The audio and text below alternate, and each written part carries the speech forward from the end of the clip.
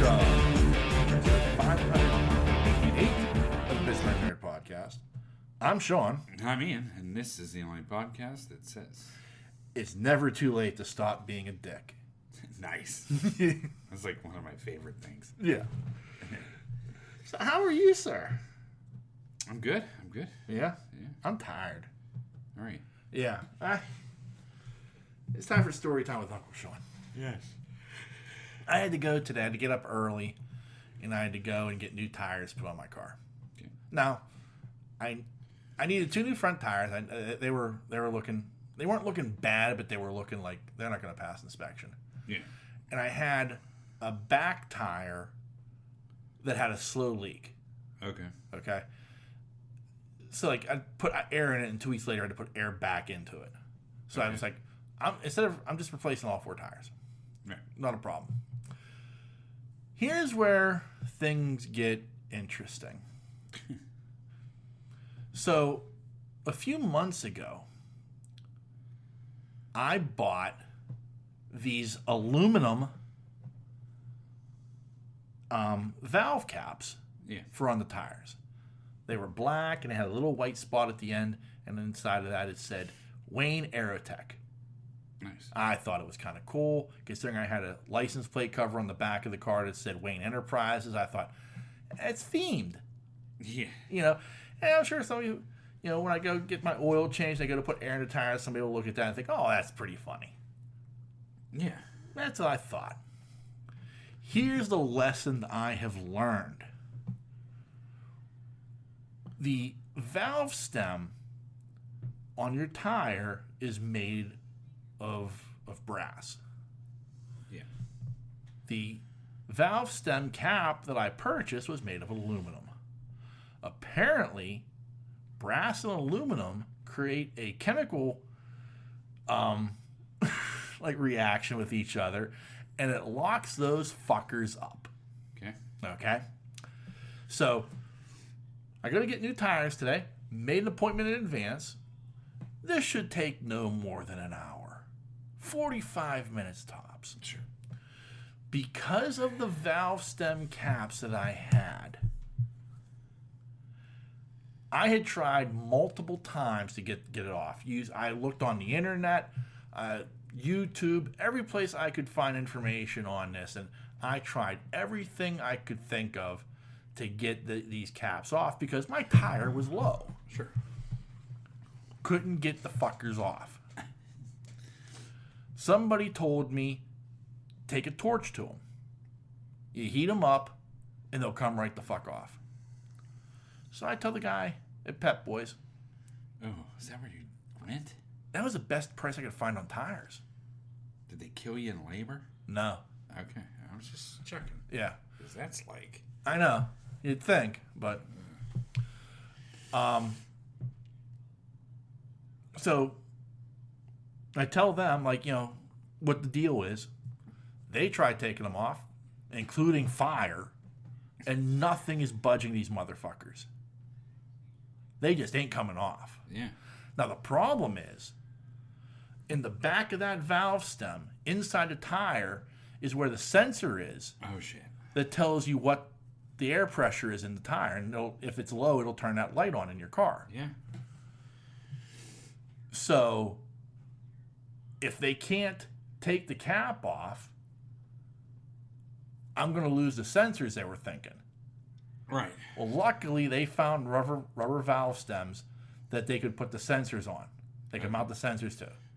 But, again, what should have been a 45-minute to an hour process took almost 2 fucking hours. Yeah. Yeah. So, and again... they didn't fuck me over. They just charged me what they charged, what I paid for on the website when I ordered the tires. Okay. Well, that's good. Yeah. But, yeah. The guy came in, he's like, those fuckers ain't coming off, man. I'm like, wow.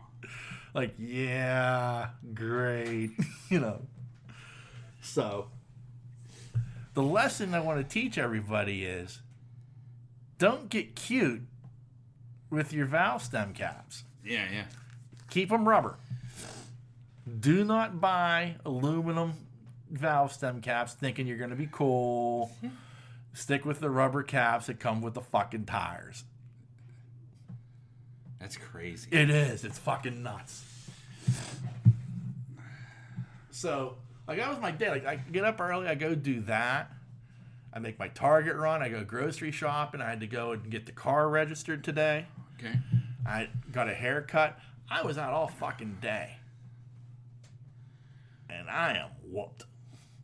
Okay. Still, I took a nap.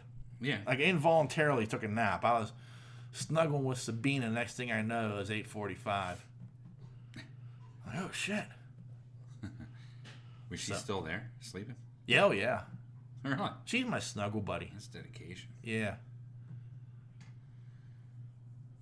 Yeah, Sabine and Darby. They're my snuggle buddies. Nice. Yeah. So, that was my Saturday. Like, just like one thing. The only good thing came out of this was like I got a really nice haircut. Yeah, it is a nice haircut. Like like the last haircut I got. God bless that girl. But she was trying to hide my bald spot. Like when I got a haircut in November, like it was like comb over city. Really? Yeah. Like she cut it in a way like so that like when I brushed my hair back, like I was getting like a little comb over effect. And, I mean, God bless you. I appreciate you trying, but just fuck it. And I told the girl today, I'm like, yeah, just I don't give a fuck. Yeah. Make it short. All right. You know. So I got that taken care of today. Cool. Yeah. Now none of my hats fit. I got to readjust all my hats. Yeah. And I know somebody's out there saying, well, if that's the case, Sean, why don't you just shave? And the honest answer is I'm too fucking lazy. I don't have the head shape for it, number one. But two, I am just too fucking lazy. To shave your head? Yeah. Like, that is something that's like, if you're going to do that, you have to dedicate yourself to it. I do it. Yeah. I mean, I don't shave it bald. Yeah. But I do shave it. Yeah, I'm talking, like, there are people out there who do question me, like, you know, they're like, oh, man, you got the bald spot, you know, just go full bore. And I'm like, I don't have the head shape for it. I look like a fucking serial killer. And two, like, I'm too lazy to shave my fucking face. What makes you think I'm going to have the dedication to shave my head? Right. You know, so.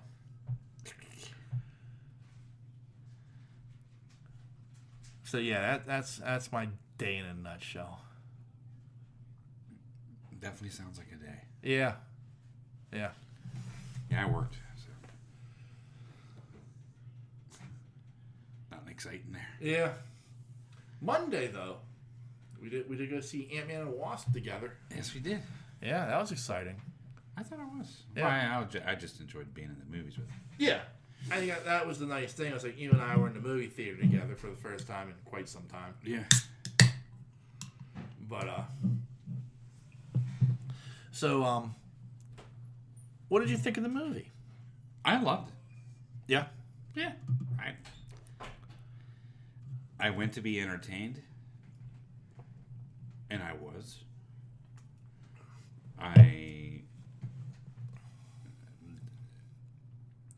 I did not go expecting Oscar nominations. Right. I did not go in to this movie with a crazy, complex, great story. I just wanted to be entertained. Right. I think they should have. I think they could have expanded on that story a little bit more. I think it would have made it more interesting. But then it would have been a 3-hour movie. Right. Because I really found it interesting. Right. From a science fiction standpoint, I liked it. Yeah. Like, it touched on all the marks for me to keep me in the game. You know what I mean? Right. Like, so, I thought it was pretty cool. I did feel like if you hadn't watched Loki, you would have a hard time with the story.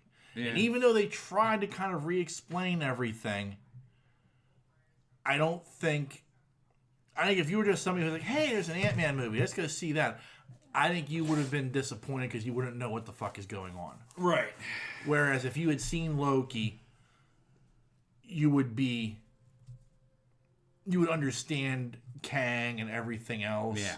Who I thought was incredible. Yeah. Jonathan Majors just amazing. Blew it apart. Yeah. I mean, it showed his acting dynamic. Yeah. I mean, this guy's for real. Yeah. And you talk about a villain to love.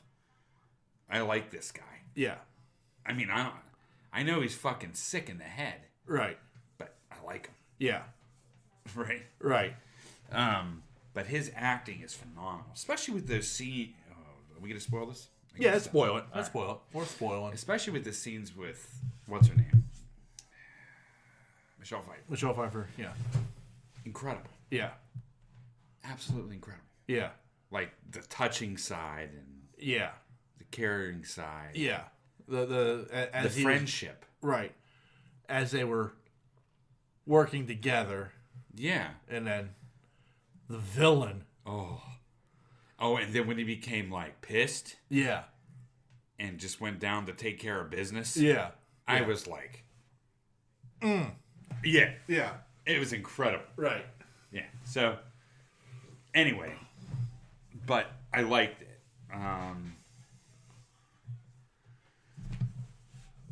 I thought Lily was more of a sub character in this. Yeah. Which is a shame because I like her. Yeah.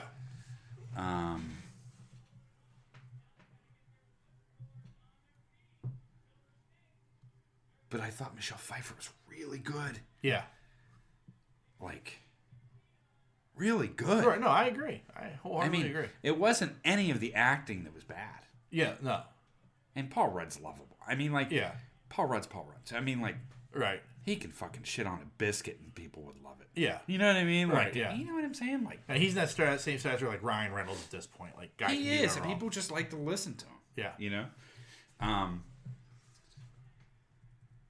I don't know. I've heard a lot of negative comments about it, and I don't know. I liked it. I get it was all green screen. Yeah. I understand. But right. The world they created within that green screen was really cool. Right. Yeah, but I mean, it's what you would expect. Right. I mean, it looked, in that not universe, in that quantum realm. It looked very comic bookish, I thought. Yeah. But isn't that what we want? Yeah. Do you know what I mean? Right. Like, I just could not understand. Like you can't do that in a real setting. That's meant to be done. Yeah. In the volume. And I am defending this movie a little bit because I think it's a lot better than what critics are going for here. It's almost like they expected Endgame from Ant-Man. Right. And that's not going to happen. No. Do you know what I mean? Ant-Man's always been light. This was actually far darker than the ones I've seen before. But that was the nice thing with Ant-Man is when an Ant-Man movie came, you knew that it was a break from the craziness. Right. Do you know what I mean? Yeah. Like, you got some comedy. Right. And you got some cool things to look at. And right. You got to see them grow, blow up and shrink and right. one-liners. And yeah. You needed that. The only thing that disappointed me in this movie, I mean, you think I'm going to say more, but I'm not. Right. It was actually the fact that what's-his-name wasn't in it. And I understand why he wasn't in it. The Hispanic guy? Latino actor. Yeah. Because he's fucking incredible. Right. Like, I love him. Yeah. He's like the comedic relief on top of the comedic relief that I really enjoy. Yeah. So, I was upset that he wasn't in it, but I understand why. Because, I mean, you were in the quantum realm from the first 5 minutes. Yeah. Pretty much. Yeah. So, I like the special effects. I thought they looked good.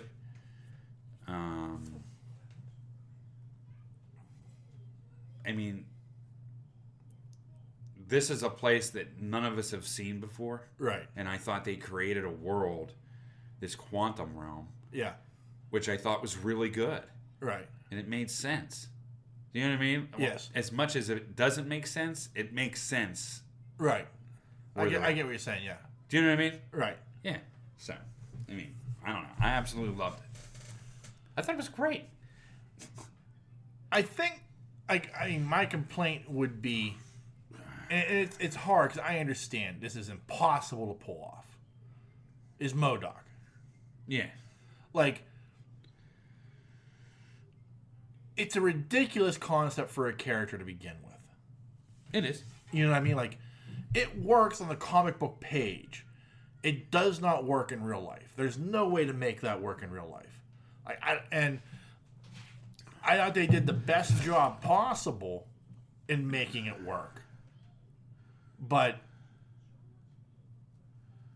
it didn't pull me out of the movie, and I'm not complaining about it, but it's like people who are complaining about, MODOK looks awful. Well, I mean, MODOK always looks awful. It always does.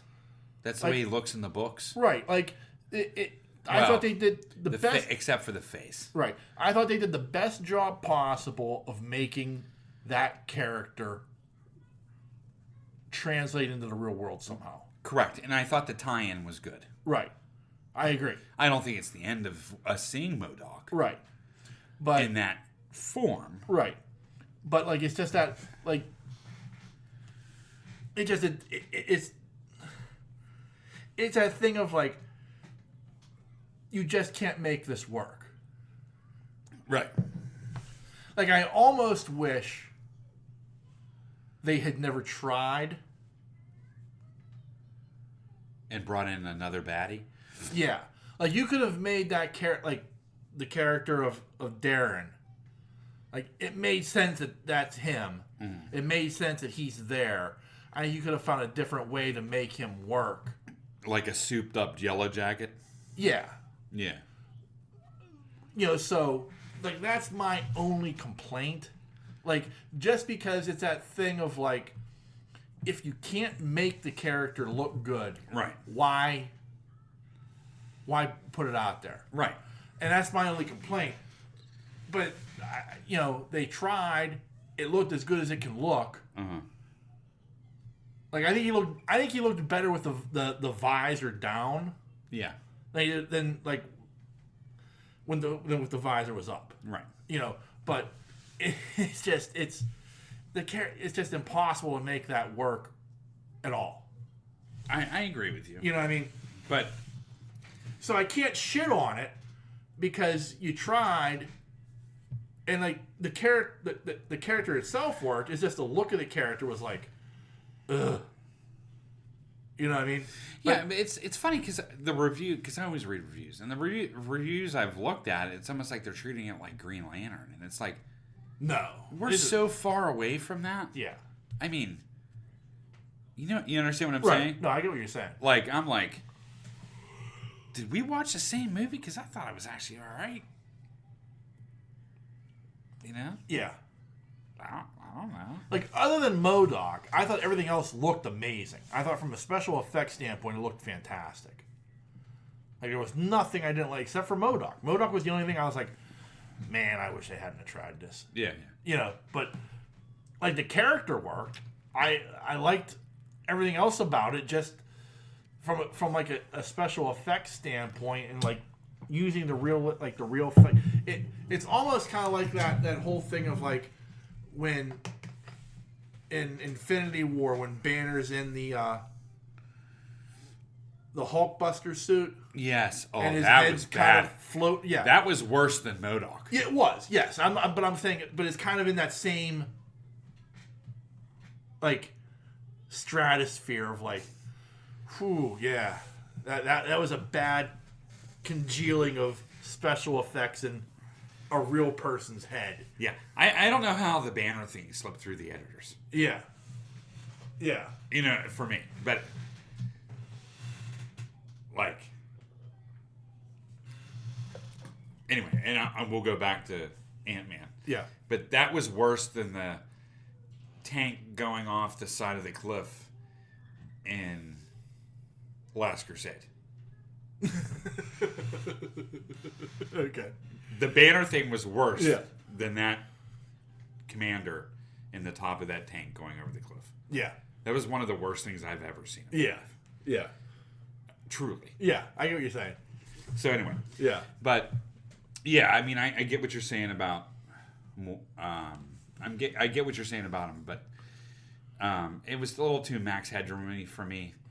I did not like the face. I get it. Yeah. Because they humanized it. I understand why they did it. I just, like you said, I wish they didn't do it. I like the look of him. I got it. The design of the character, everything was dead on. It's just the way that head was in the CGI character, it didn't work. It just didn't work. Yeah. But other than that, what did you think of the effects? What did you think of the battles? Everything else, if you take MODOK out of that, everything else was amazing. Yeah. Like I thought the backgrounds were amazing. I thought the other characters, the other CGI characters, everything else looked fantastic.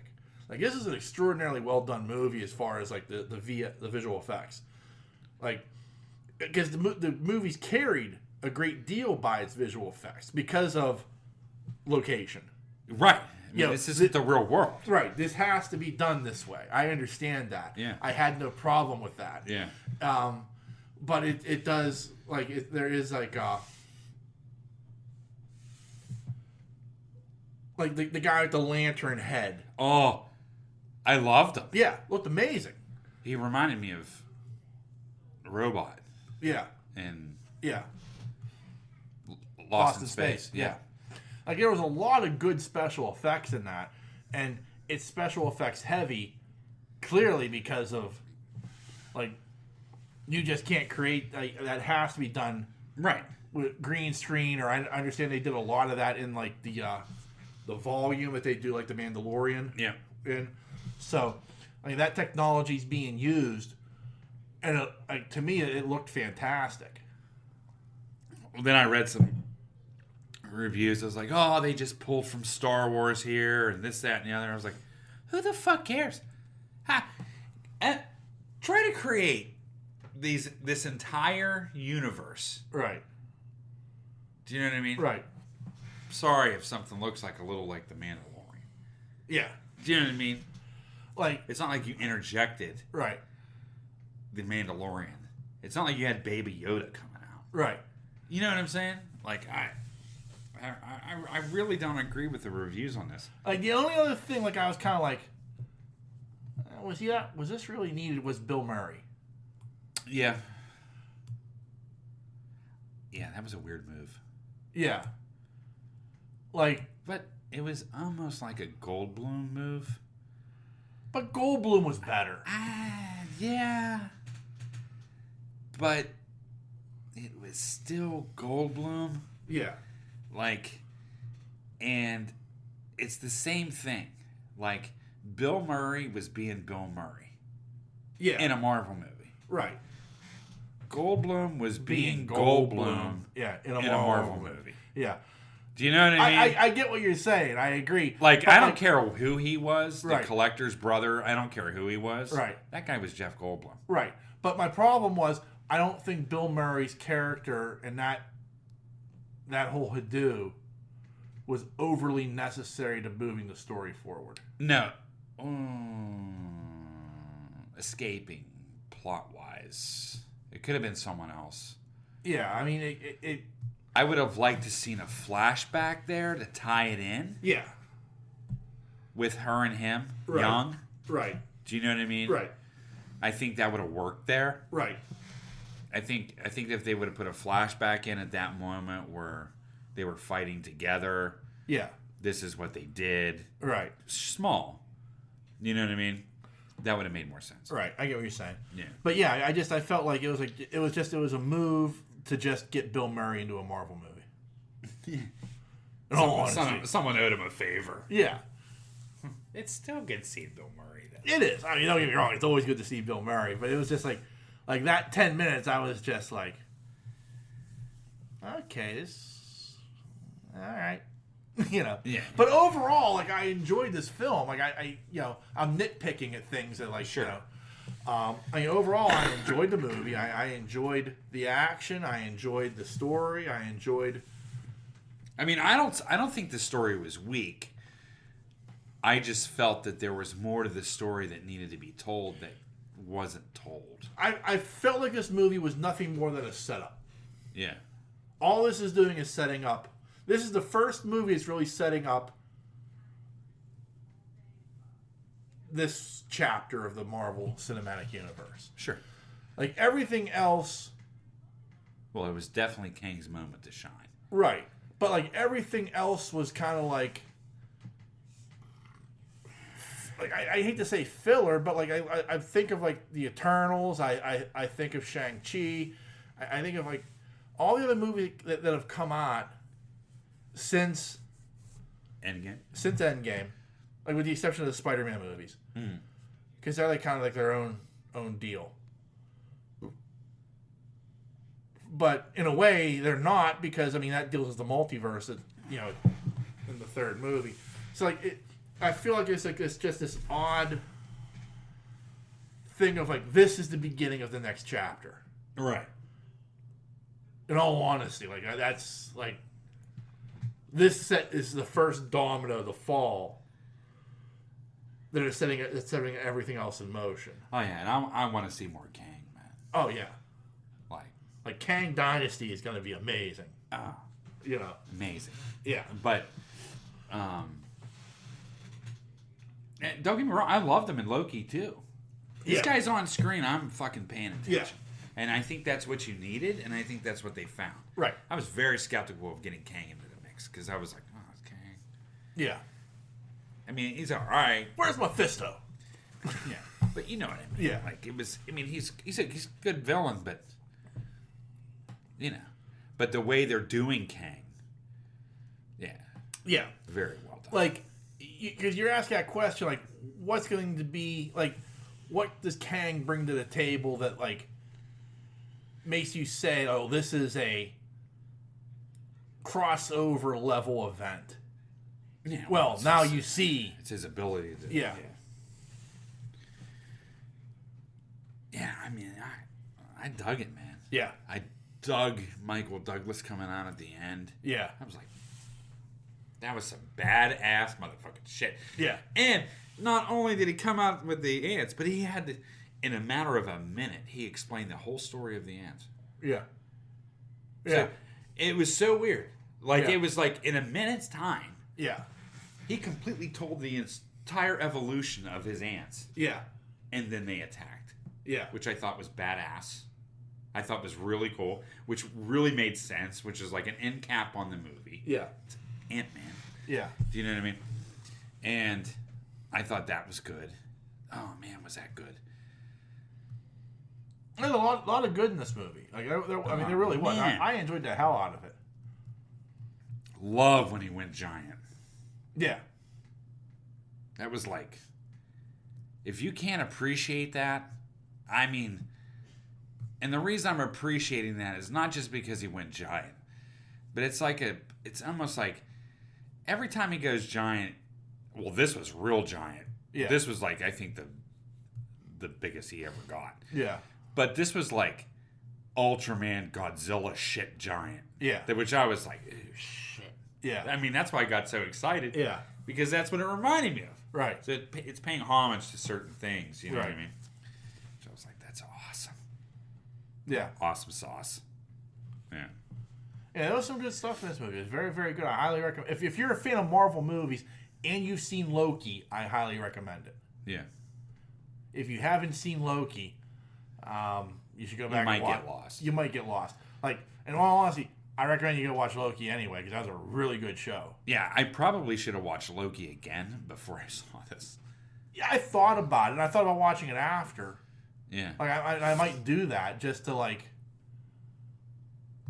wrap my head back around it a little bit. Yeah, yeah. Yeah, so it's fantastic. I mean, so. Because Loki was a weird series, too. Oh, yeah. I mean, that was a fucking odd series. And it got odder as it went on. It did. And it dealt with same type of shit that was Yeah. Well, going on. You know, it's like Ken tries to explain it. Like, there's a moment in the movie where, like, this is all kind of being explained, like, with the multiverse and everything that's going on, but it doesn't give enough depth to it. No. Where if you go back and you watch that final episode of Loki, like, you're getting a 20-minute, like, you got a 5-minute explanation in Ant-Man. Yeah. You get like a 25-30-minute explanation in Loki. And that 25-30-minute explanation is really what you need. Yeah. To understand everything that's going on. Right. You know. Yeah, I'm looking forward to the future. Right.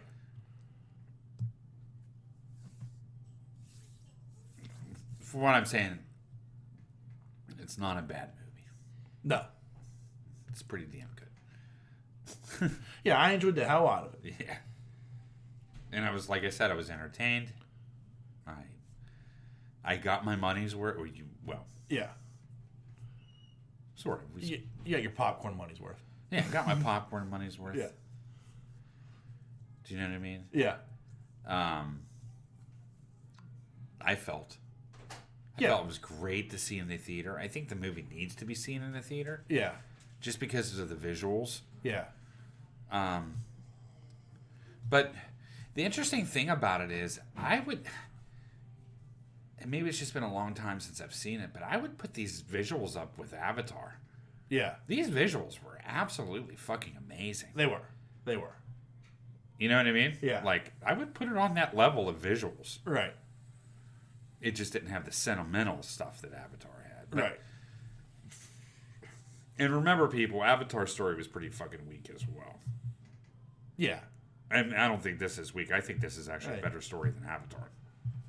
Yeah, I mean, Avatar was nothing more than Dances with Wolves with the Dragon Riders of Pern mixed in. Correct. You know, so. Yeah. So, anyway. So there's our review of Ant-Man and Quantumania. I'm going to go see it again. Yeah. Yeah. Yeah. I'm going to hopefully take the girls tomorrow. There you go. Did you watch episode 2 of Picard? No. Oh. I didn't even know there was one. Oh. I never know when everything's released.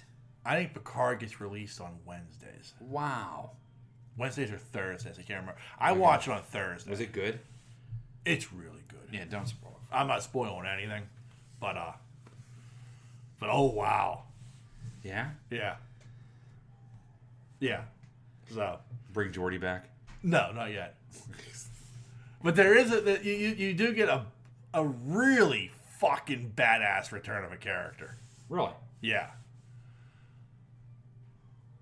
Like, I can't think of any. In all honesty, like, you're gonna see Riker. this. You're gonna see this moment, and you're gonna be like, oh shit. Really? Yeah.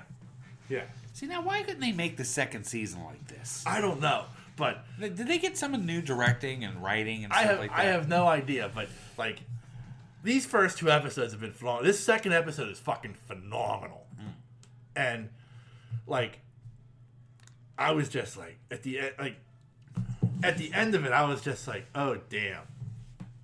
Like, nice. Yeah. So I can't wait to watch the 3rd episode. Like, I'm literally like I can't, like, why do I have to wait a week? I want it now. Wow, isn't it exciting to be excited about Star Trek? It is. When is Discovery being released again? I haven't heard, but I mean, I'm sure it's going to be maybe summer. Because I've been waiting on that. Yeah. Yeah. Like, I've been waiting so much that I think I'm going to have to go back and fucking rewatch some of it. Yeah. That, and I mean, I can't wait for the next season of Strange New Worlds. Oh, I know. What a great series. Oh. That might even be better than Discovery. I can't believe it. Well, what I'm saying is, like, it was the first season, right? And it didn't falter whatsoever. No, whatsoever. But I mean, it was straight edge, did not falter. Yeah. Discovery, we're kind of getting into the game.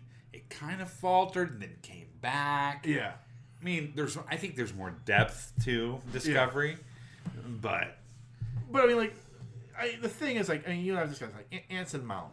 Oh, like, man. Just king. He is fucking king. You know. I agree. And I mean, the rest of that show, like, the rest of that cast is so fucking good, and you want to explore that cast even more. Like, yeah. I can't wait to get, like, an episode all about the Navigator. Yeah. You know, like, she's a badass. Yeah, yeah. You know, and, like little things like, I mean, so I'm looking forward to next season. I can't wait. Plus, I mean, you know, at some point we're going to see Cyborg. Yes. You know. Yep. So it's like, oh, go on. Yeah, I think it's fucking great. Yeah. So much good. Oh, so much good. So, but yeah, episode 2 of Picard. You got watch it tonight and text me because you'll be just be like, oh shit. I will. I'll text you. Yeah. As soon as I see the part. Yeah, and then I got caught up on The Last of Us. Yeah, me too. Yeah. You know, it's funny. I watched this episode, and I get it. Like, I understand. Yeah. Right? But I really got into those two characters. And then they killed them off. Yeah. Do you know what I mean? The two brothers. Yes. Yeah. But I really got into those characters. Yeah. And I wanted more from that story. Yeah. But then, you know, the way it should. Yeah. You know what I mean? But it was heartbreaking again. Yeah. There's some good writing. Yeah. I mean, when dude shot his brother, man. Yeah. You know what I mean? Like, fuck, dude. Yeah. Not as good. I mean, nothing will beat that second episode. Or not the second, but whatever. The third episode. The third Yeah. episode. But it wasn't, like, a lot of people were like, oh, it's so sad. Like, I didn't think it was sad. Like, I thought it was beautiful. Oh, I agree with you. You know, like, that episode was beautiful because it's like these two people who found each other, they found love, they lived a good life in this horrible situation. They made it work, and at the end of the day, they went out on their terms. Exactly. They did go out on their terms. Yeah. Well, he was planning on his terms. And right. He just joined him. Right. But why not, right? Yeah. When you're at that point, you know what I mean? Right. So, like, I didn't think it was sad at all. Like, I thought it was a beautiful love story. Mm-hmm. You know, the two brothers was sad because it was like, in some ways, like, you sacrificed everything to save your little brother, and at the end, you really didn't. And that's like, you know, like you convinced yourself like everything you did was right because of you needed that medicine for your little brother. Right. And it, you know, and now you just put a bullet in his head, and the only answer you have is to put one in your own. Yeah, that was his only option at that point. Yeah. Because you couldn't live with, like, the choices you had made. Right. You know. Right. Knowing how wrong they were. Oh, I know. I agree. You know. It was a good episode. It was. Both that and the next one when, you know, Joel finds his brother. Yeah. That was a really well done episode. Yeah. Yeah. Yeah, so. That's a good show. It is. It's a very good show. It's very well done. And I'm sure there are people who are going to be like, oh, well, from the game. And I'm like, yeah. Whatever. Don't talk to me about the game. Well, I just can't. I mean, I get it from, like, it's, like, funny because it's that standpoint of, like, well, if you read the book. Yeah. You know what I mean? Like, it's like, you know, it's our good friend Otter and, like, you know, man, they fucked up Game of Thrones. And this is why they fucked up Game of Thrones. Because I read the book and, like, I get that. You know. And it's the same thing with the game. Yeah. You know, there are moments I understand are taken step by step from the game. Right. And there are moments where they're completely deviating. But, like, as long as you're telling the same story at the end of the day, if there's deviations, I don't care. Right. You know what I mean? Like, that's the thing. Like, I mean... Well, that's the same thing with The Walking Dead. Yeah. And, like, I remember the guy who created The Walking Dead. He said, he's like, well, you're expecting me to tell a word-for-word interpretation of what I've already written, and that's fucking boring. Right. So I'm going to take, like, some of the key moments. I may get there differently. Right.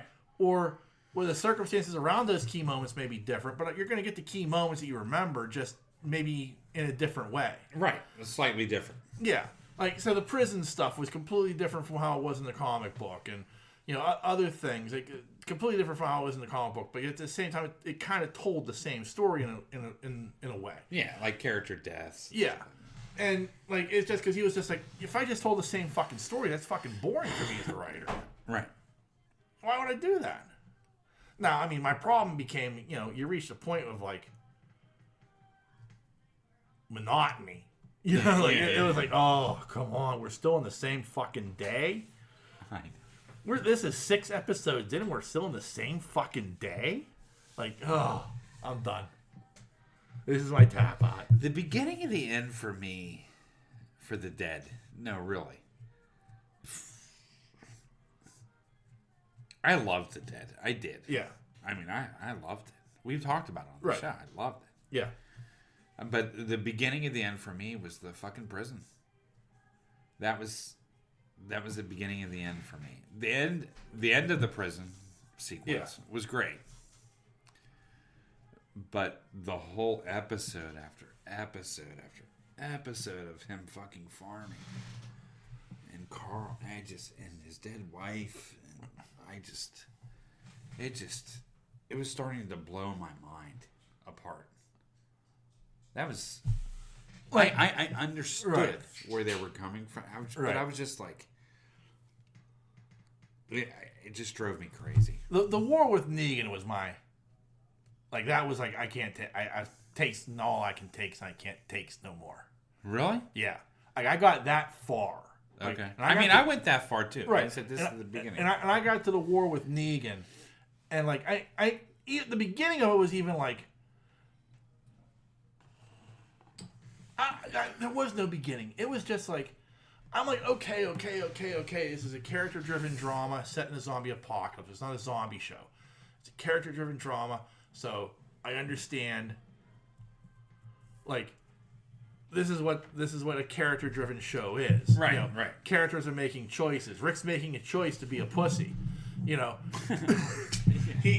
all honesty, that's what was going on, and. Like, I got to that war with Negan, and it was like, honestly, like, when I got to, like, the 6th episode that was taking place in the same fucking day, I was like, I'm done. This isn't taking me anywhere. Like, right. Like, this is even from a character-driven standpoint, it's not moving any longer. Right. You know, and I'm done. Like, and that was where I'm like, I could either start hate watching this show just because it's The Walking Dead, or I can just give myself something else to do on Sundays.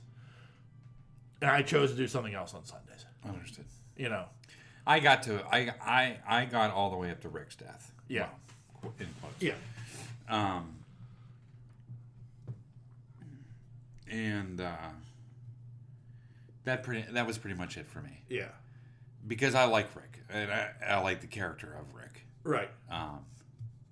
Even through the prison scenes. Yeah. But I like that character. Yeah.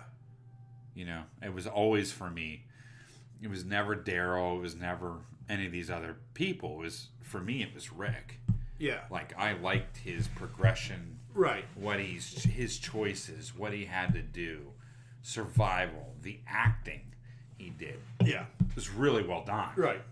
And then once they got rid of him, I was just like, yeah. Yeah. Nothing holds my interest anymore. Right. Do you know what I mean? Right.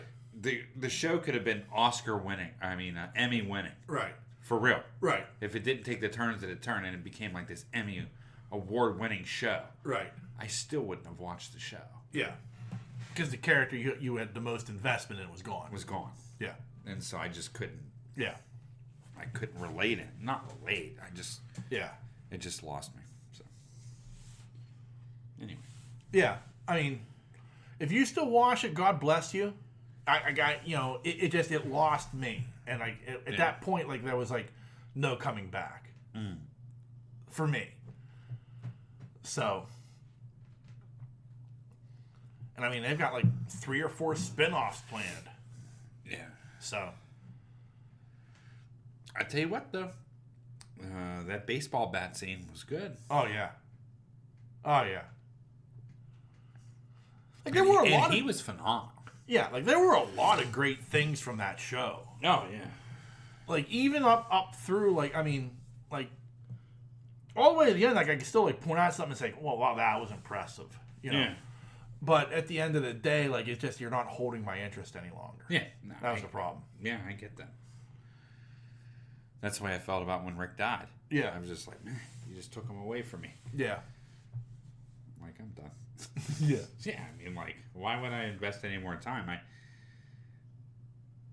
The whole series was centered around him. Yeah. And that's the thing. Like, the whole series really was about him and his path through this world. Right. You know what I mean? And then you get rid of him. Right. Right? Yeah. Do you really expect the series to survive? And it did for a little bit, but it's gonna. You know what I mean? 3 more seasons or 4 more seasons it went. Yeah, I just. Yeah. But I don't know. Maybe I'm in the minority on that, but I just. Yeah, I don't care about the chick near the ocean or. Yeah. I don't care. I mean, I liked Michonne. Yeah. But I like the old Michonne. Yeah. You know what I mean? Right. Like, when you first saw Michonne. Yeah. With the chains and the 2 zombies with no bottom mouths. Yeah. Yeah. Yeah. That's the Michonne I like. Yeah. You know? I get what you're saying. Yeah. It became all fluffy, living in a community. Yeah. Negan's my prisoner now. And he's in the basement. He's talking to Rick's kid. I was like, this became a drama, like, real quick. Yeah. You know what I mean? Right. So, put him back at the farm. Shoot that kid in the head. That's what I want to see. Yeah. Bring Shane back. Yeah. Yeah. I like that. Yeah. Variable. Right. I get what you're saying. I get what you're saying. Yeah. Yeah. That was good stuff. But that's what kept her interest. I mean, that's what kept my interest. Yeah. Because the cool thing about The Dead was every time you watched it, there was something new that was coming. Right. Like, you never knew. Right. Like, they were just on the road. Yeah. You know? And they went to the farm and, literally they just had some barbed wire up. Yeah. I mean, that wasn't like a defense. Yeah. I think it's once they got inside the prison and in the town and I think that's when it just kind of went awry. Yeah. Because it almost felt like there was always outside threats and everything like that, but it was safe. Yeah. You know what I mean? But when they were on the road and traveling and it was that uncertainty. Right. Even the farm was uncertainty. You never knew what was going to pop up. Now you know that they're in a town and now it becomes more. And it is a people show. I understand that. But it became more dramatic amongst the people than it did the outside threat. Right. The fear's gone. You got a big wall now. Yeah. There's not really an outside threat coming in now. Right. Now you got to worry about your next door neighbor. And that's when I was like, this is just a drama now. Yeah. But anyway, that's my rant on The Walking Dead. There you go. Sorry. And he never lost a hand. Yeah, I can go on. It's from the books. No. We have some sad news today. Yeah? Sad news. Flags are half-mast at Acisure Stadium. Okay. They've announced renovations are being made to Acisure Stadium during the off-season. And one of the renovations is the removal of piss troughs. They're taking away the piss troughs. They're taking out the piss troughs and putting in urinals with dividers. Nice. Yeah. No more playing hockey with your neighbor. Yeah. Neighbor action's gone. Yeah. No more standing elbow to elbow, jammed against each other as you're trying to relieve. Yeah, no more pissing on your neighbor's shoe. Yeah.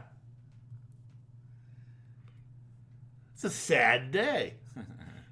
What was their decision? They said they feel it will ease the lines for the pisser. Like instead of like you just like wall to wall people waiting for the trough, you'll have actual lines for individual urinals. Okay. That would actually flow better than the traffic jam of I tell you saddling what, up to the trough. I never had a problem with the traffic jam at the trough. That was never my complaint. Yeah. Like, yes, during halftime, it was a bad time to get in the bathroom. Yeah, but I mean, I don't care where you, like what you're like. You could have free urination, and you're sort of a hard time at halftime. Correct. You know? I never had a problem with the bathrooms. Yeah, that was never an issue for me. Usually, yeah, I got to wait a couple minutes, but yeah, I'm pissing. Yeah, quickly. That was never the issue. My issue was with the food lines, and that is a huge issue at Heinz Field. Yeah. And talking to a guy that goes to a lot of games a year, yeah, the food is the worst thing at Heinz Field. Yeah. Or whatever field. Acisure Stadium. Acisure Stadium. Okay. Literally, on more than one occasion, yeah, I left end of second quarter. Yeah. Right? So go take a piss toward the end of second quarter. Right. Never at halftime. Trying to beat the rush. Correct. I'm beating the rush at this point. Right. I go take a piss. Right? Yeah. And I get in the food line. And literally, now, I'm not talking like I'm 20 deep. Yeah. I'm talking like maybe 10 deep. Yeah. From 10 people deep, I don't get my food and the beer to not well in, but to into the third quarter. Right. 10 people deep. Right.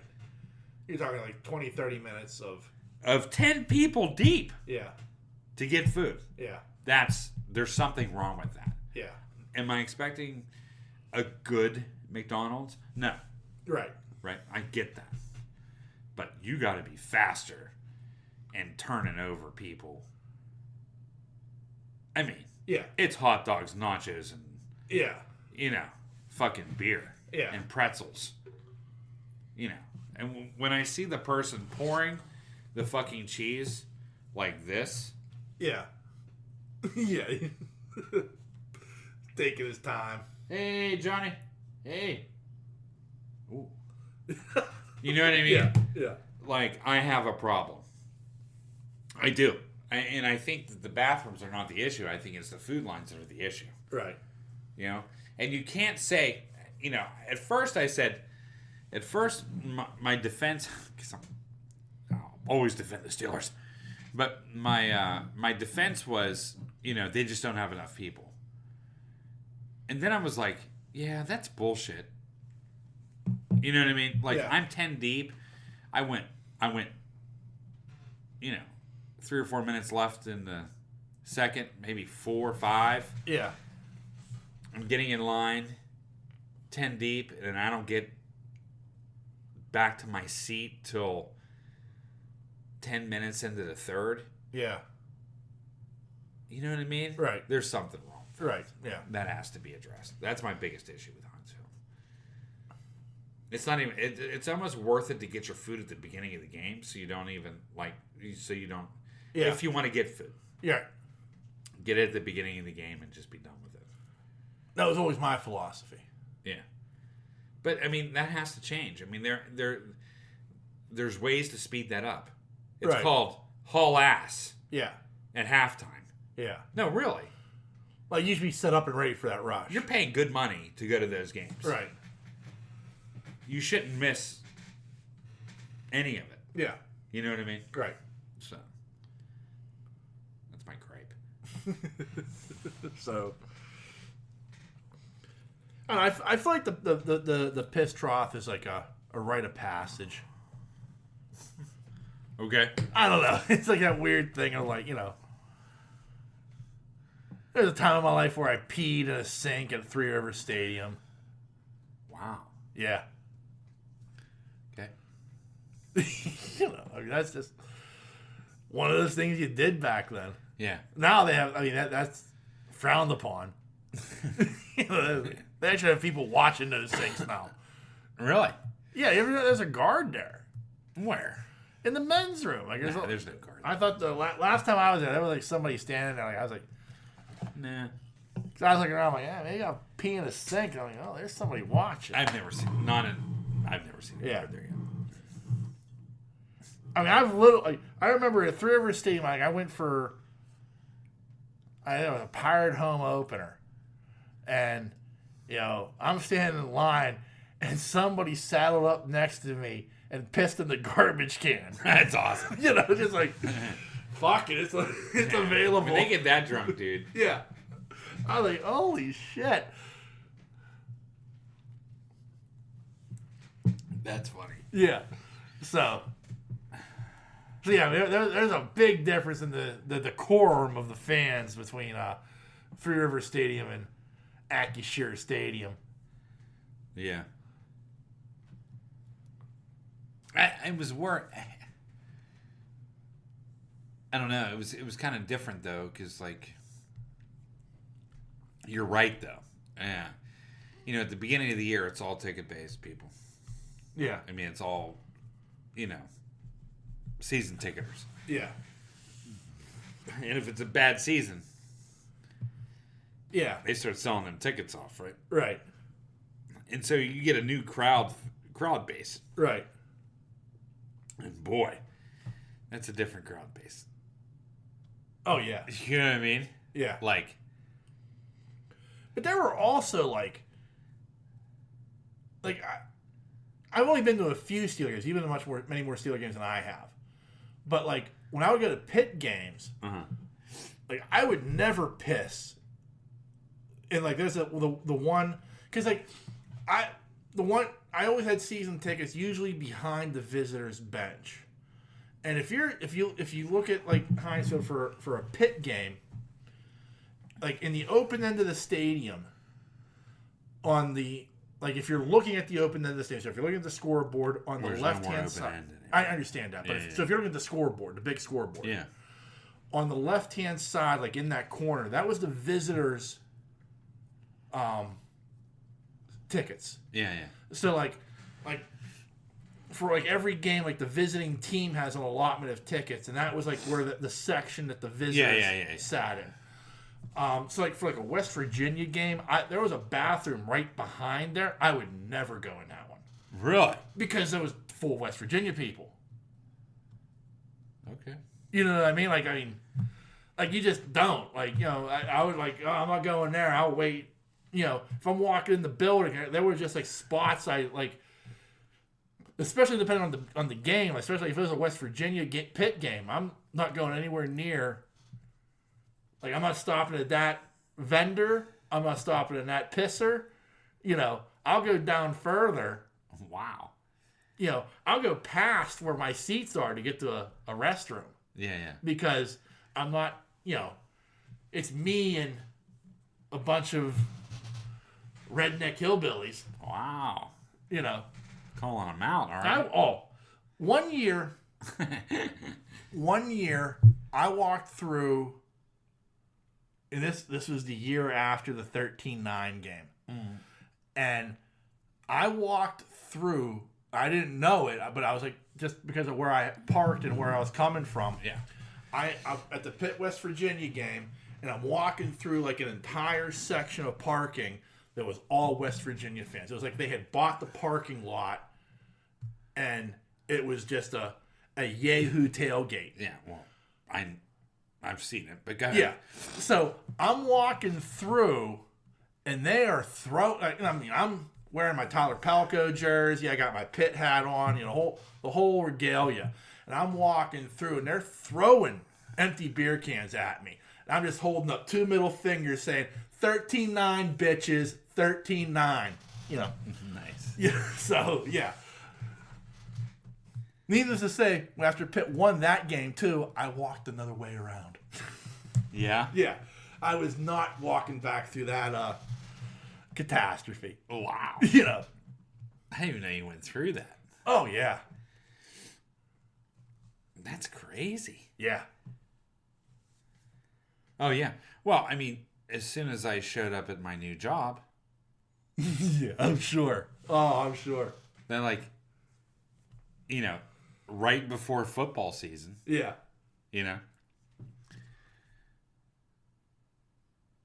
I said, where I was from. I was like, hey, Pittsburgh, eat shit, Pitt.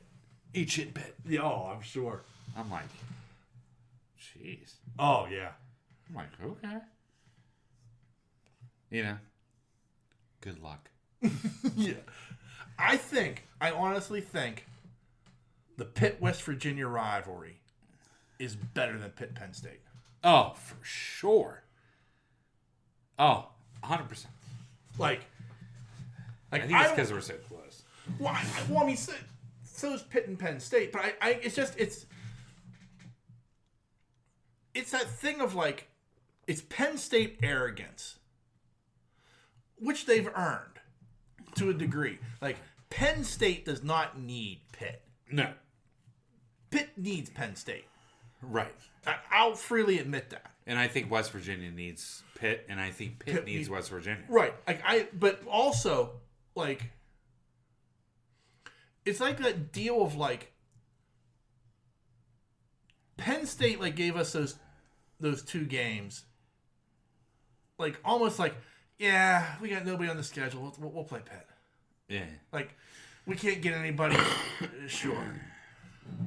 West Virginia and Pitt have been trying to work themselves back into each other's schedule since they left. Mm-hmm. These 2 schools just do not like each other. And, they hadn't played each other in 10 years. And it was still that entire time, go fuck yourself. Oh, the whole time. The whole time. And when they did, it was like the fucking Super Bowl. Yeah. I mean, seriously. It was. It is. It's crazy. And I think it's a rivalry that's very underrated nationally. Yeah. I think the backyard brawl is it's Pitt and West Virginia, so what? And I when you compare it to some of the other storied rivalries in college football, yeah, I get it. But still, I think it's one of the best rivalries in college football because there is just absolute hatred. Oh, there is. I know. Yeah. Firsthand. Yeah. I mean, I've been to enough Pitt West Virginia games. I have almost gotten into fist fights at Pitt West Virginia games. It's crazy, right? Yeah. Oh, there was this one year, and again, I'm 3 rows off of the field, and there's these guys another 3 or 4 rows behind me into my left. Mm-hmm. West Virginia, they're wearing West fucking Virginia shirts, and they're standing on their chairs, acting like fucking monkeys. Okay. And I just turned around and sit your asses the fuck down. This is why we think you're rednecks. Yeah. Oh, they wanted a piece of me. They wanted a piece of me. And I'm just go fuck yourselves. Yahoos. Yeah. But the flip side of that is I've also had hardcore hillbillies sitting behind me. Polite as fuck. Mm-hmm. Best fans I've ever met. Really? There was hatred. We didn't like each other, but we respected each other. And it was the game. It was Rod Rutherford's senior year. Okay. And it was that game, West Virginia got out to a lead, and Pitt started crawling back. And at the end of the game, Rutherford was taking them down the field, and he got intercepted, inside the 20 Yeah. to seal the game away. And it was like one of those moments where, like, we're just kind of talking. Yeah. You know, like, I'm not looking at them, and they're just kind of sitting behind me, and they're like, "Daggum, we better hold on." And I'm like, "No, this isn't going to happen. Not this year. Rod's bringing us back. Just watch. Just watch." And like, "Daggum, we better hang on. You know, that boy, he ain't going to beat us today." I'm like, "Oh, Rod's bringing us back. Just you watch. Just you watch." And when he threw that interception, I just dropped into my seat. And they both, it was a good try, boy. Yeah. That was it. I'm like, okay, I'm cool. That's our cool fans. Yeah. Yeah. But they had that, yeah, draw. Thick. Like, I'm like, you West Virginia or Alabama? That's all West Virginia has. I know. So, but yeah, I will tell you right now, I think that is the most underrated. Oh, agreed. You know.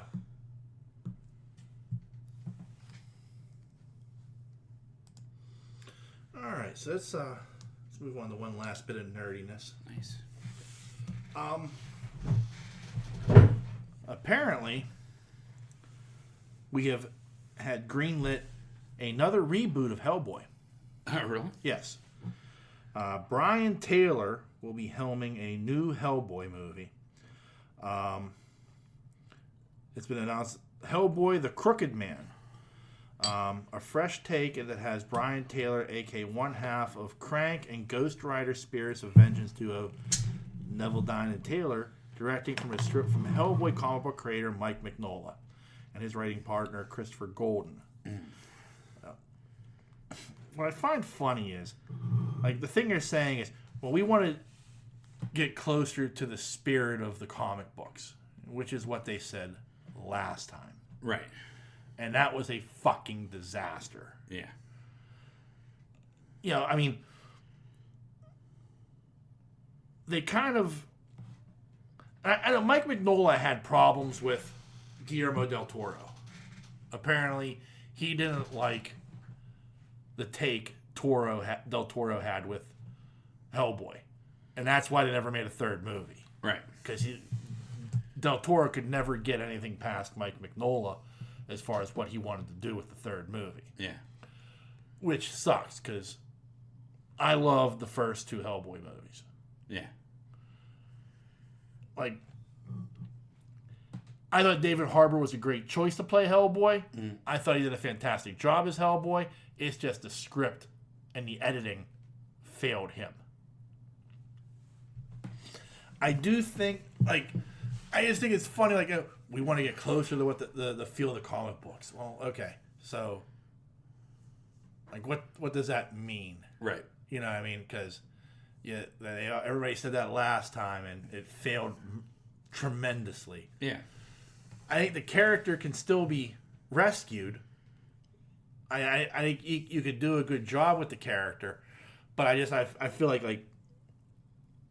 I don't know how you're gonna wave the stink of that last movie off.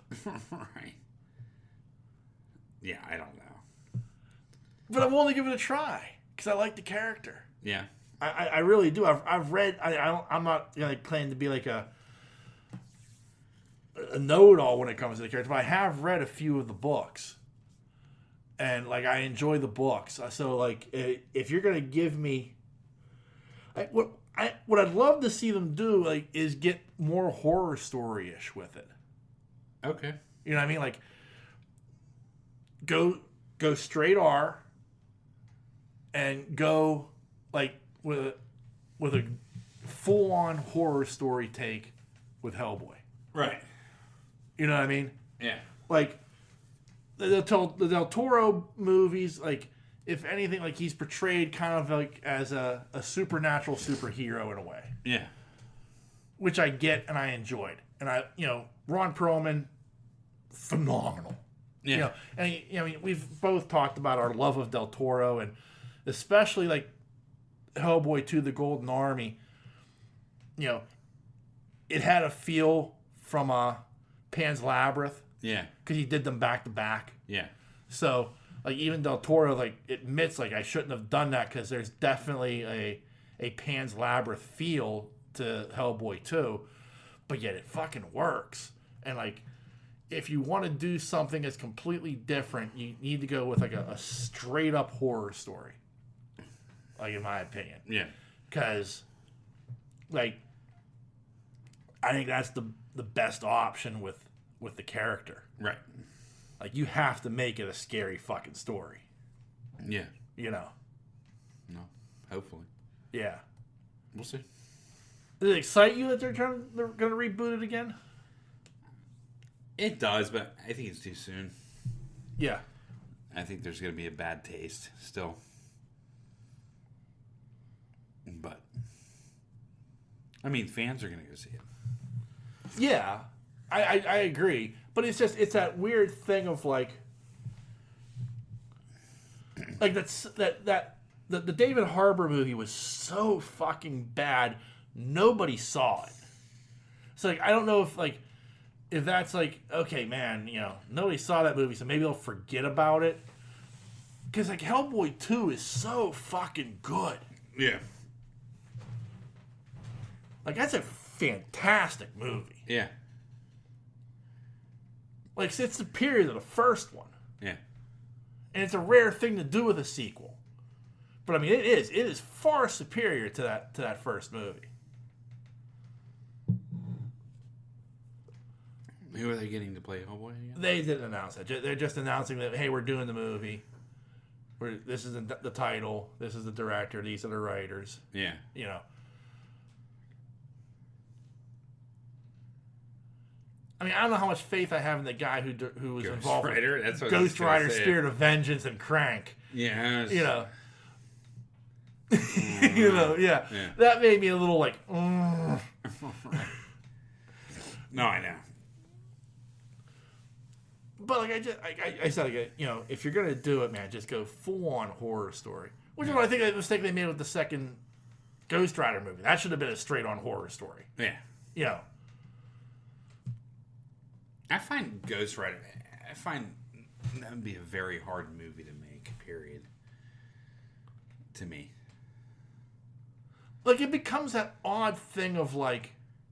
You know what I mean? Can you tie Ghost Rider into the cinematic universe? Or do you just do it completely on its own? Yeah. Like, that's the one thing they kind of haven't really done. Well, I guess they are now with Strange and with WandaVision. Mm-hmm. You know, there is more of the supernatural element to, you know. And there is a whole like corner of the Marvel universe, the Marvel comic books that is like in that realm, right? Just like DC has that with you know with theirs, with the use of magic and the supernatural and stuff like that. So, like I remember, I think it was the first Secret War. No. The Secret War 2, okay. When the Beyonder came to Earth. Right. Like, one of the final issues, it was like Ghost Rider showed up to give the Beyonder the penitent stare. Yeah. And, like, it didn't, like, but, like, people were like, he's fucking real. Like, it was like, because, like, there were, like, characters that were like, holy shit, this guy's fucking real. We thought he was just a legend. You know, So it was like that odd thing of like he was like in his own little corner doing his own thing, but when they needed him, he showed up. Yeah. You know, and so like, I wonder like, can you fit the character into, or do you do it in a way like where like he's a side character to another movie?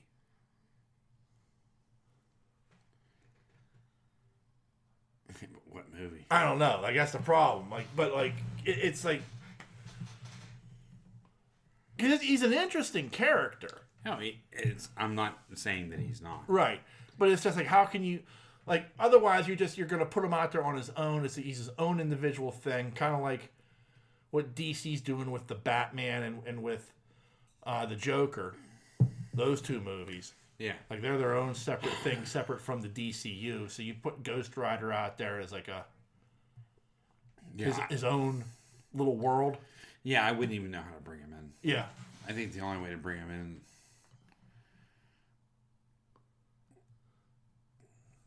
I don't know. Yeah. Connection to Witch, maybe? Yeah. I don't know. I mean, from what we know about the DC universe now. Right. I don't know. Yeah. But I think he's definitely... I think he's definitely a side character if you decided to bring him in. Right. Do you know what I mean? Like, I know they did it in Agents of S.H.I.E.L.D. They had a Ghost Rider story. And it was just okay. Yeah. Like, it wasn't phenomenal, but it wasn't bad. So it can work in a way, but like Agents of S.H.I.E.L.D. got so wacky that you kind of forgave it. Yeah. Because it was like, yeah, okay, that's what they do. Yeah. You know what I mean? Like, yeah, I mean, I definitely think the character deserves a second shot, but I just don't know how you do it. Yeah, I agree. I just don't know. Yeah. Because it's a cool character. It's a good storyline. Yeah. You know? Yeah. And we're far enough removed from it where I think they can do it. Yeah.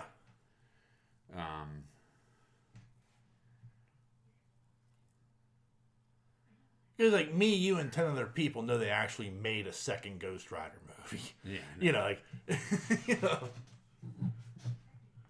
But I think it can be good. I mean, it's a great storyline. If yeah, you know what I mean. Like, there's a lot of potential in that character, but yet, how do you fit it into the Marvel Cinematic Universe? And I don't think he fits. Not right now, anyway. No. We'll see, though. Yeah. Who the fuck knows? Yeah, who knows? He shows up in the Fantastic Four movie. Yeah, I don't know where he would show up. I don't know where he fits in. Yeah. You know? Yeah. Blade, maybe.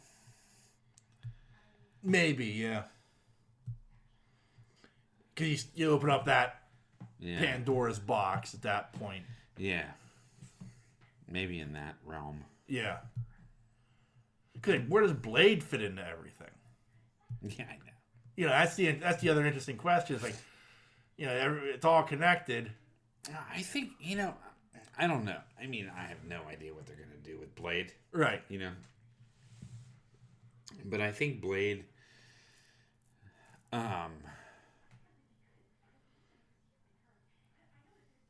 outside of the vampiric connection. Right. I think Blade fits into that.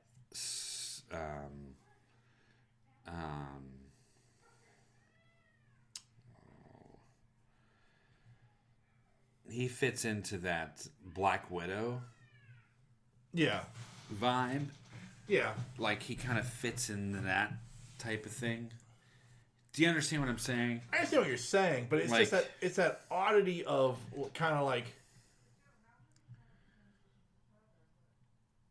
It's that weird thing of like in Marvel, there's like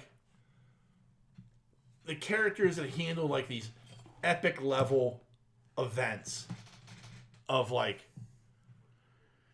you know, Thanos and Galactus and Kang and you know, all these universe shattering events that, you know, the Fantastic Four, Spider-Man, Captain America, Thor, like, you know, Skrulls are getting involved, you know, like shit like this, like yeah, they're like characters you expect to be involved in the resolution of this. Yeah. Blade's not one of them. Yeah, I know. You know, and it's like it's kind of like my only fear is like they're going to kind of treat Blade the way they treated the Netflix series with like Daredevil and stuff, where it's like, yeah, that's street level. Yeah.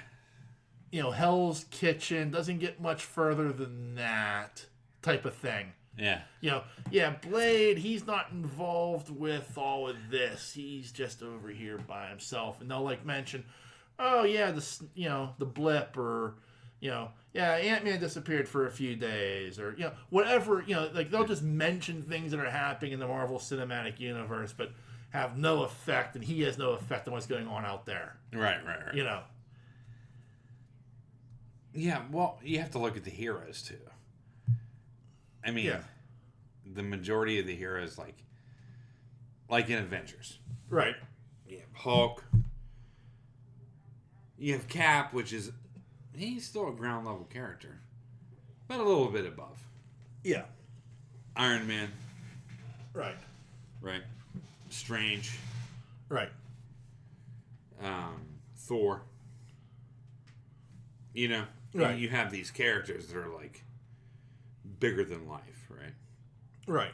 And then you throw in Blade. Then you throw in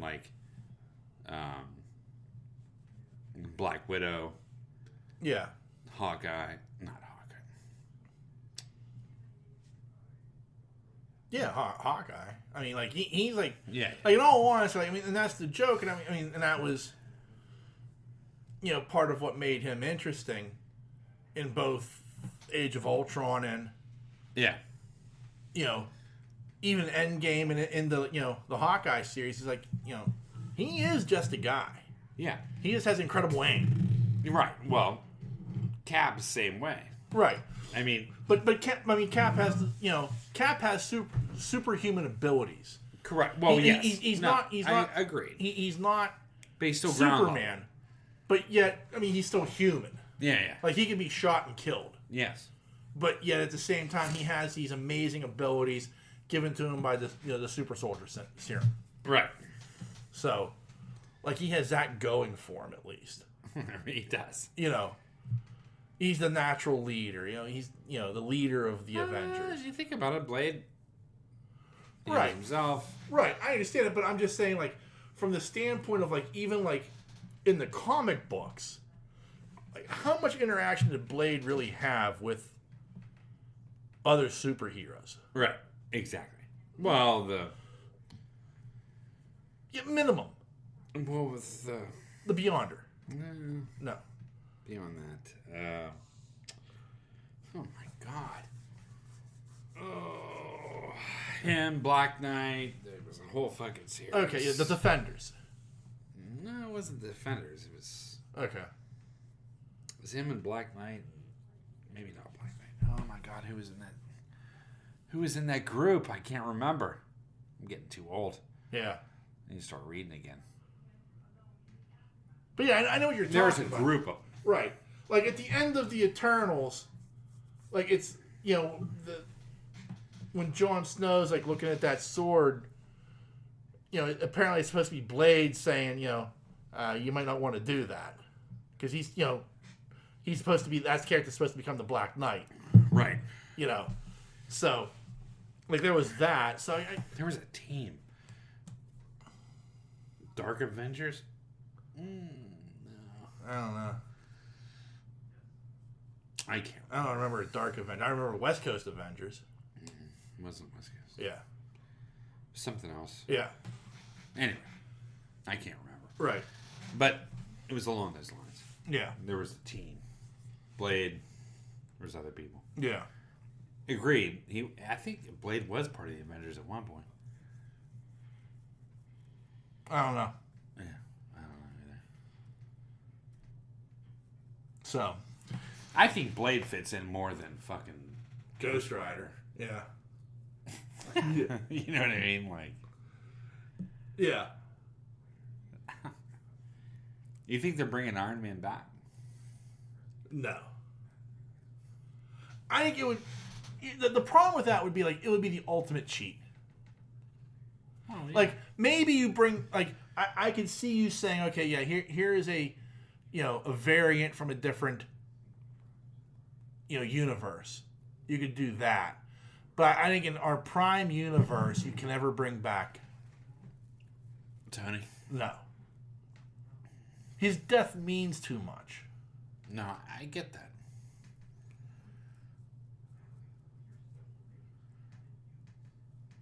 I do.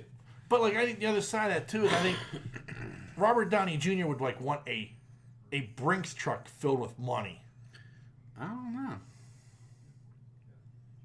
I do. Because the thing is, like, here's what the have thing. You seen him in? True, I understand that. But at the same time, I'd say this. You announce that Robert Downey Jr. is coming back in a movie. Right. It's $1 billion movie. Right. Like, you know what I mean? Like, if you say, like, Tony Stark is returning in some form in Kang Dynasty. Right. Like, people are going to show up for that. I mean, Kang Dynasty by itself is good enough, but you throw in a return of Robert Downey Jr. to that character. Like, right. I think fanboys would be like shelling out money. Yeah. Well, they have the multiverse at their whim. Right. So they can bring anybody where they want back. Right, but I feel like those two characters, you know, Cap and Iron Man, we're done. Their stories have been told. I know. I get that. You know, that's honestly how I feel. I feel like their stories have been told. But Let's not soil it by bringing them back. But right now you have the baddie. Right. With Kang, and he's been established, and I think that this guy's going to be badass.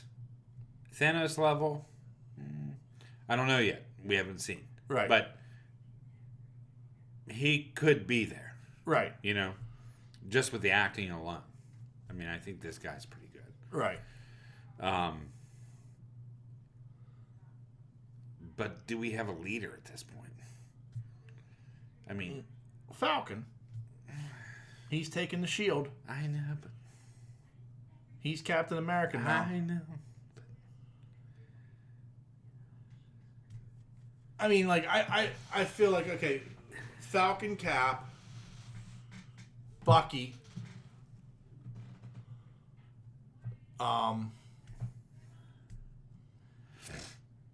Spidey. Yeah. Spider-Man's not a leader. He's not a leader. I'm saying Cap's the leader. Falcon will be the leader.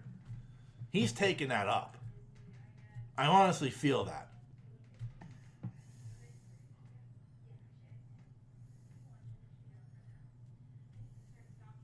You throw in, you know, the new Black Panther. You throw in Ironheart.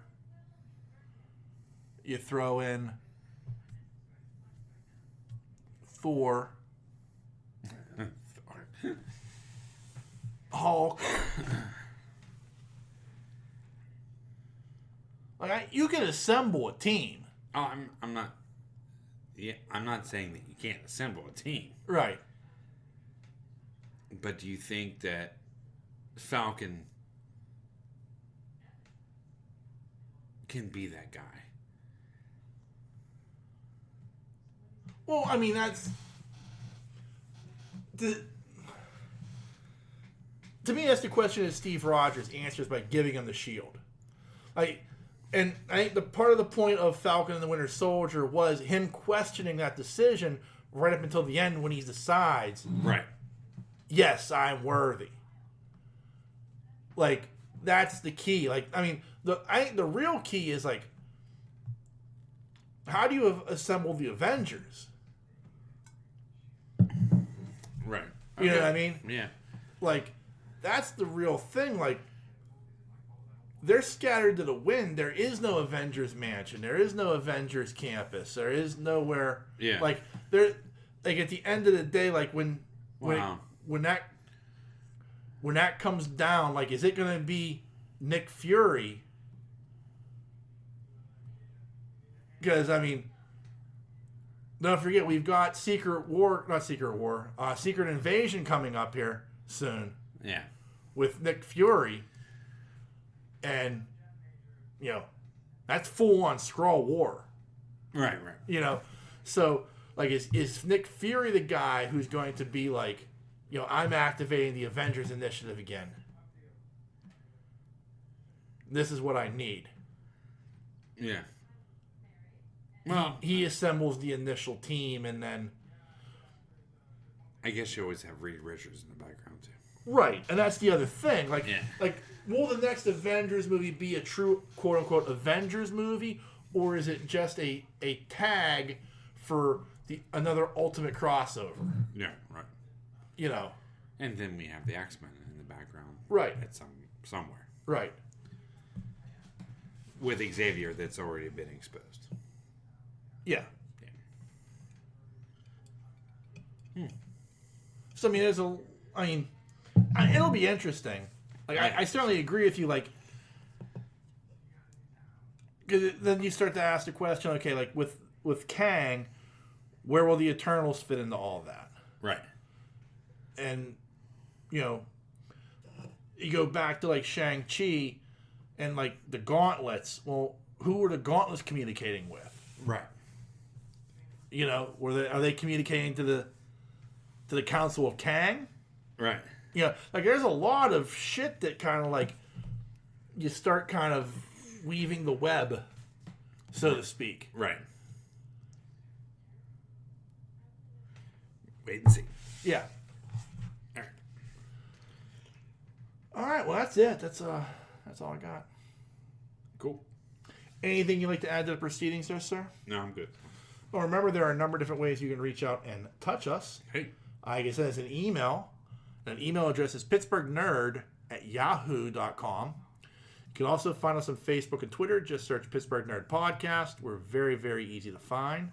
I did want to shout out, let me see if I can find him real quick. There was somebody on Twitter who was very nice to us. Nice. If I can find it real quick. The Pittsburgh Pirates Rant Podcast. We follow each other, but he listens to our show for recommendations on things that we watch. Okay. And he put our information out there. He gave us a shout out, so I wanted to shout him out back. If you have any interest in the Pittsburgh Pirates, his podcast is worth listening to. Sweet. Yeah. He's a very angry man. As most Pirate fans are. As they are, yes. Yeah. I love him dearly, but God, I hate, Yeah. So. So I want to thank him for shouting us out, and I keep meaning to, but like last week we had other things on our mind. Yeah. So thank you for that, and so that's that. We are on a number of podcasting networks. You can find us on the Tangent Bound Network, the Weeby Geeks Network, and the Pod Breed Network. Give them a Google search. You can find all the other great podcasts they have to offer. And as always, I want to thank you, dear listener, for taking the time to enjoy our hijinks and or shenanigans, whichever it is that you prefer. We can't thank you enough for supporting us. Nice. And on that note, the dreamer has awakened. Peace.